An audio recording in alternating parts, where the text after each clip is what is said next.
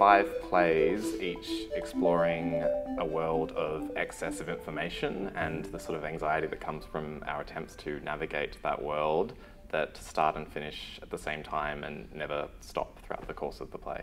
Oh, there you go. That's extremely succinct. Never had to do that before. I think I went okay. You did really well. Yeah. So you guys, it began life as a development at the Drama Centre at Flinders University. Yeah.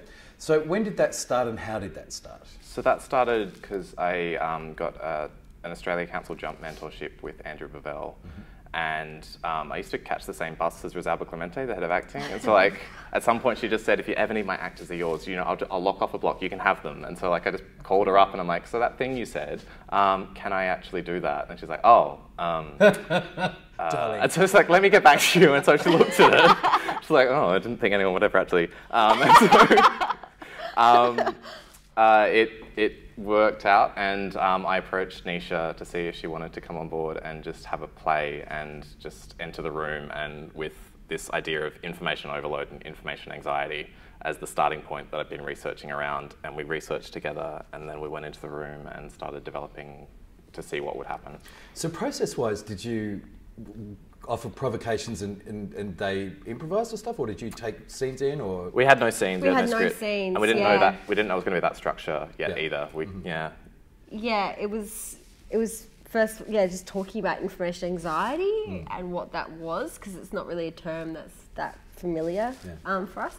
And yeah, just doing a whole bunch of little sort of workshops and improving, a lot of improving and grid work, and I think it was after the first week that Phil then came to me with the idea of, I think we need to have multiple plays running. And the first analogy we came up with was around having 5 tabs open on a computer screen, and it's like you're flicking between. And then it was sort also of moved, talking about we've moved away from that because of yeah, and then we're talking about the sort of hyperlink journey of when you go on as a structure, when you sort of go online and you start reading an article, but then you get lost into another article and you follow these different hyperlinks.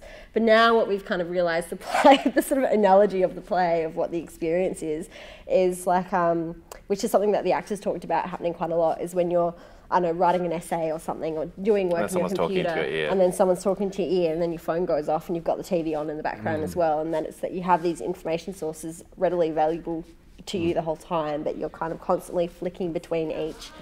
So yeah, that's the kind of experience of the play that we want the audience to get. Yeah, and our job was kind of to help gently guide your head. What are they doing? Just standing around. It's my favourite spot. Just standing around? Yeah. They're just standing there? I love spots. Yeah. Me too. What are they playing at? It's kind of like a prayer/religious and philosophical text study group. I'm trying to get off the ground. Push through the crowd to the side of the stage. Security stops me. Have you done any sort of, I suppose, or aleatoric or random structuring with it, or is it all very carefully? It's now very careful. So what we did was, after I suggested that's what I wanted to do, we just played around with creating improvised scenes that we let them play out, and like, okay, cool, this is where I'm going to go. And then I took a few months and I wrote a draft of each of the 5 plays, so we didn't know where they were going to be. I kind of had to like lock myself away and just sort of work that out. Once we had 5 plays, we went back into development, worked on them individually, and then we had this process of Well, we tried playing them all at once. It was awful. It's like, let's just see what happens. Go. Yeah. It was dreadful. It was terrible. Yeah, that's like, okay, so that doesn't work. Terrible. So there's a lot of kind of trial and error, kind of figuring out exactly how much overlap you can have without it becoming too much. And then we had this process of piecing the 5 plays into the one, which involved having 5 columns drawn up across our rehearsal room floor, and the scripts cut out and spread along, and then just us kind of conducting with the actors, and sort of we just pieced together this first draft. Like a musical score on the ground with each of the players as an instrument. Yeah. And also we isolated 3 pieces of crucial information in each of the 5 plays. It's like if you only got these 3 pieces of information, you could follow generally what that play is. And so we made sure that never is a piece of really crucial information buried so much that you couldn't get it. I suppose the way that we've structured the play also, in how, you know, we build the overlap, is that I suppose it's kind of, I suppose I kind of hope that there's a point in the play where it does you can actually just sit within it, and it doesn't become a struggle anymore, and you can actually just let it becomes something that you can enjoy. I talked about but that there's hopefully kind of a symphony to the voices, I suppose. A mindfulness in the overwhelm rather than outside of it. Exactly, that it doesn't become an anxious thing, that it's about experiencing that vast amount of information in a different way. Whether or not our audiences get to that, I don't know, but we can only try. Can only experiment with this stuff. The information anxiety thing is it's a very, very big topic right now in all art. Beyond revealing it or enacting it, which is what it sounds like you're doing, which sounds brilliant. What are you saying about it? Do you have a sense of that?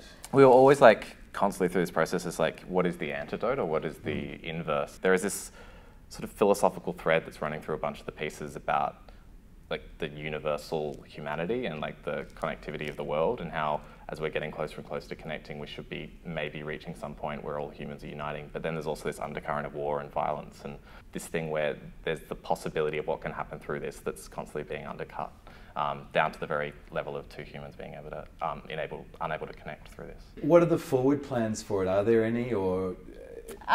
Basically we're going to be doing a show in the Adelaide Festival early next year. Marvellous. Yes. In association with Brink Productions, Productions who've come on board. Yeah. Fabulous. You heard it here first.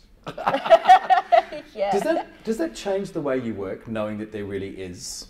Yeah. That train is going to actually. At some point, the script became about implementation in production. So it's how does this text sit in a space? How does this text sit with design? And so as it's building and as we're trying to get this structure of this rising crescendo, how is that going to be complemented through other things? So there's an extent to which those choices have been made, but then also there's an extent to which we're holding open to design conversations. I think a lot of and those things things that we were playing around with before have also changed and become fluid as well. It's kind of making sure we support the text first and foremost. Yeah, I think. Of course. Yeah.